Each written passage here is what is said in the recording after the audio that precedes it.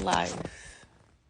See, life would not be life if we did not go through some trying times, some difficult times. It wouldn't be life. And a lot of times, some of us is sitting here like, why am I here? Then once you get through that, you're like, oh, I understand. I know why I'm here. But then something else arises and you like, why am I here? But as you keep continuing to navigate through life, you start to get a clearer vision of what life is. If we did not ever go through anything, what would life be? Some people think if you got all the money in the world, you would have no problems, which that's a lie. Because I've been told that if you have all the money in the world, problems come with that. What they say, more money, more problems. It got to be some truth to it. Because I came from a struggle. I came from a time where I really didn't have much. I was trying to figure out how I was going to make ends meet. I grew up in a single parent household. And it was difficult.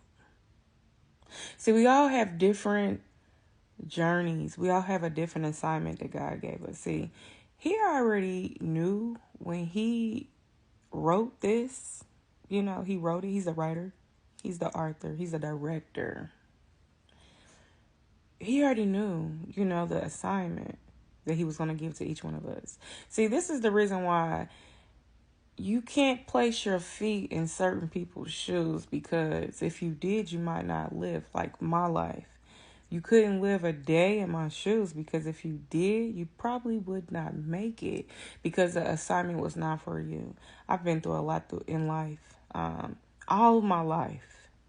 When I think about life, I've been through some things, but yet God always right that I survive. God always right that I have victory and I win. And sometimes I get back in another situation and I'm like, why am I here?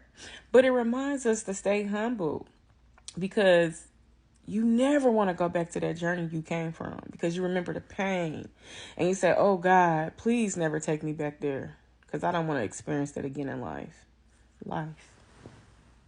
If we don't go through anything, what is life? I grew up in a single parent household. My mom had 4 daughters, but I only grew up with, I'm going to say 2.5 of my sisters. One I didn't grow up with at all, because she was adopted. My mother was a young mom. She started having kids when she was 16. Her last living child when she was 26. Now, there were other children in between. In fact, there was one underneath me, but he didn't make it. Every time my mother would get pregnant with a son, it would never live. She would always have a miscarriage. That's life. Even though it was happening to her, it was lifing with me too, because I would, as I got older, watch her go through this. And then just like having a division between me and my other siblings. Now, one of my sisters was able to come back to the family because my grandma got her. But that was a journey too. Now, the one that got to come back to the family was my oldest sister, and she had mental health issues. She was mentally challenged. And I remember being a younger sister trying to help her navigate through some things in life. Life, right?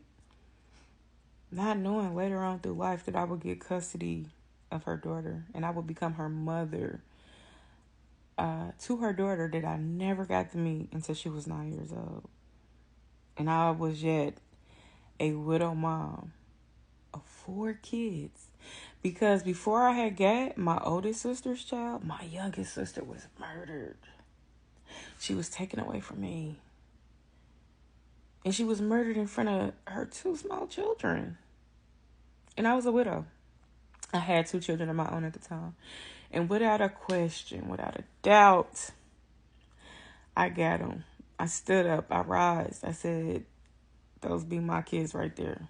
Because I am my sister's keeper. Life. Now, I mentioned I was a widow. Wanting to always be married. And I remember saying one day, I want a pastor, because my 2 kids' fathers, he was a thug. He was a drug dealer. He was a hoodlum. He did everything underneath the sun that the Lord did not want him to do, and he did just that. And after going through that domestic violence relationship with him, I said, Father, give me a pastor.